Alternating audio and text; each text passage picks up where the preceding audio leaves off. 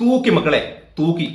സഞ്ജു സാംസൺ ലോകകപ്പ് തൂക്കി. ഇന്ത്യക്ക് ക്യാപ്റ്റന്റെ കയ്യിലോട് ലോകകപ്പ് എടുത്തു കൊടുക്കും, ഉറപ്പാണ്.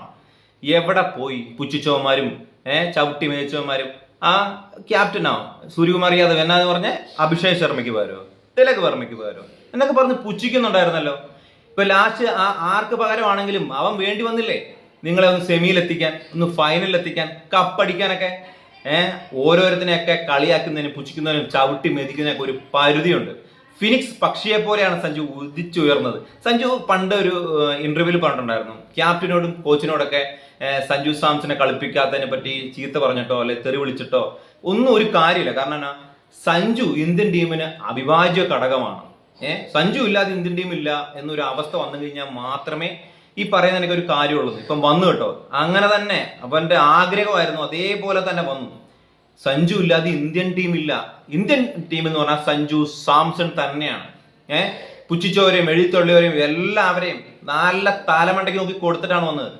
സെമി ഫൈനലിലോട്ട് എത്തിച്ചതും സഞ്ജു, സെമിന്ന് നേരെ ഫൈനലിൽ എത്തിച്ചതും സഞ്ജു, ഫൈനലിൽ നിന്ന് കപ്പടിക്കുന്നതും സഞ്ജുവിന്റെ ഒറ്റയാൾ പ്രകടനം തന്നെയാണ്. മറ്റുള്ളവരും ഇല്ല, അഭിഷേക് ശർമ്മ, ഇഷാൻ കിഷനെയും ഞാൻ മാറ്റി നിർത്തുന്നില്ല. എന്നാലും അടുപ്പിച്ച് ഇങ്ങനെ കണ്ടിന്യൂസ്. സഞ്ജുവിന്റെ ഏറ്റവും വലിയ പ്രശ്നം എന്നായിരുന്നു? സഞ്ജുവിന് സ്ഥിരതയില്ല. ഇതിൽ കൂടുതൽ എന്ത് സ്ഥിരതയാണ്? ഇതാണ് സ്ഥിരത അല്ലേ? അവന്റെ സ്ഥിരതയെല്ലാം ഈ ലോകകപ്പിലോട്ട് മാറ്റി വെച്ചതായിരിക്കും എനിക്ക് തോന്നി. കാരണം അമ്മാതിരി കളിയല്ലേ കളിച്ചു കൂട്ടിയിരിക്കുന്നത്. സ്വന്തം തോളിലേറ്റി. ശരിക്കും പറഞ്ഞാലും ഈ കളിയിൽ കൂടെ മാൻ ഓഫ് ദ മാർച്ചു ആവണം, മാൻ ഓഫ് ദ സീരീസും നമ്മുടെ സഞ്ജു സാംസൺ ആവണം. അങ്ങനെ വിമർശകർക്കും അവനെ പുച്ഛിച്ചവർക്കും എല്ലാവർക്കും കൂടെ ഒരു ആഘോഷിക്കാൻ വേണ്ടിയിട്ട് ഒരു സഞ്ജു സാംസണേ ഉള്ളൂ എന്നൊരു അവസ്ഥയിലോട്ട് എത്തിയിട്ടുണ്ട് അല്ലേ?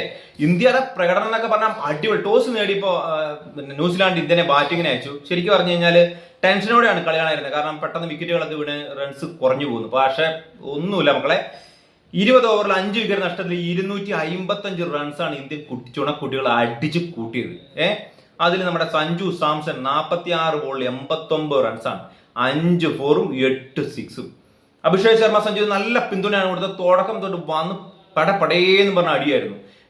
21 ബോളിൽ 52 റൺസ്, 6 4ഉം 3 6ഉമാണ് അഭിഷേക് ശർമ്മ അടിച്ചത്. ഇഷാൻ കിഷൻ 25 ബോളിൽ 4 4ഉം 4 6ഉം, ഒട്ടും കുറച്ചിട്ടില്ല, 54 റണ്ണാണ് അടിച്ചത്.